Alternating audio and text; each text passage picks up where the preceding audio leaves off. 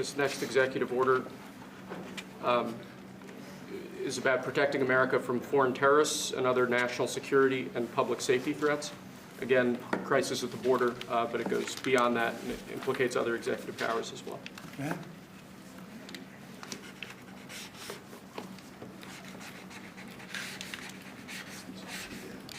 President Trump, if cartels are now going to be seen as foreign terror organizations, would you think about ordering U.S. Special Forces into Mexico to take them out? Could happen. Stranger things have happened.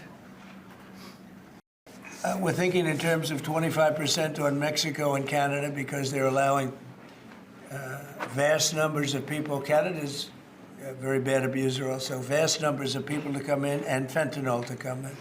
When do you think you would enact those? I think February 1st. Are you planning on giving notice of that? I think we'll do it February 1st. 25% on both, sir? Sir, On each. On each? yeah, this is an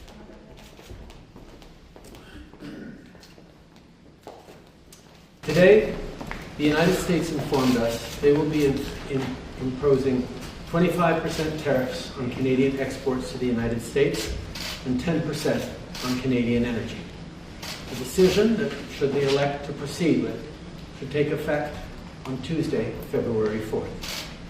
First, I want to speak directly to Americans, our closest friends and neighbors. This is a choice that, yes, will harm Canadians, but beyond that, it will have real consequences for you, the American people. As I have consistently said, tariffs against Canada will put your jobs at risk, potentially shutting down American auto assembly plants and other manufacturing facilities.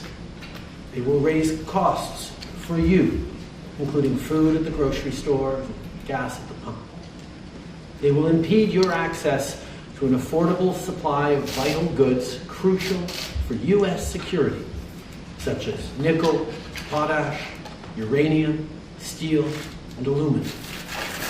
They will violate the free trade agreement that the President and I, along with our Mexican partner, negotiated and signed a few years ago. Tonight, I am announcing Canada will be responding to the U.S. trade action with 25% tariffs against $155 billion worth of American goods. This will include immediate tariffs on $30 billion worth of goods as of Tuesday, followed by further tariffs on $125 billion worth of American products in 21 days' time to allow Canadian companies and supply chains to seek to find alternatives. Like the American tariffs, our response will also be far-reaching and include everyday items such as American beer, wine, and bourbon, fruits and fruit juices, including orange juice, along with vegetables, perfume, clothing, and shoes. It'll include major consumer products like household appliances, furniture, and sports equipment, and materials like lumber and plastics, along with much, much more.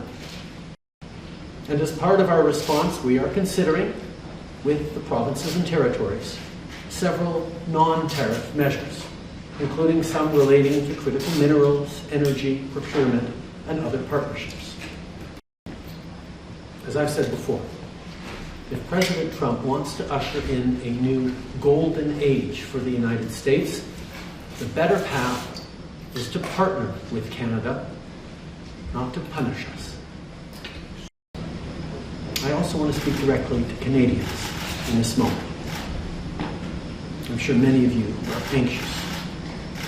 And I want you to know we are all in this together. These tariffs don't make sense. They don't achieve this goal of economic growth for the United States. We provide so much of what the United States needs. And they are simply unjustified because we're here to do this work together. We are diversifying our trading relationships. We're expanding trading partnerships with countries in Asia, Europe, and beyond. We already have new trade missions planned to strengthen relationships across the world. At the same time, we're working together with governments across the country to knock down trade barriers within Canada and make sure all provinces are buying Canadian first. We will never again allow ourselves to be beholden to the whims of one person in the White House. We'll make sure that British Columbians who are losing their jobs as a result of these tariffs are supported in two ways. One is with programs to ensure that you and your family get through this.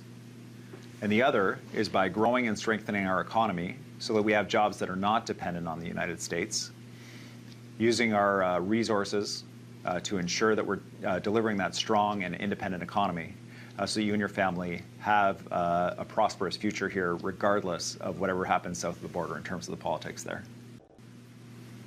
Now, I know many of you at home are worried right now about your job, about your business, about your family.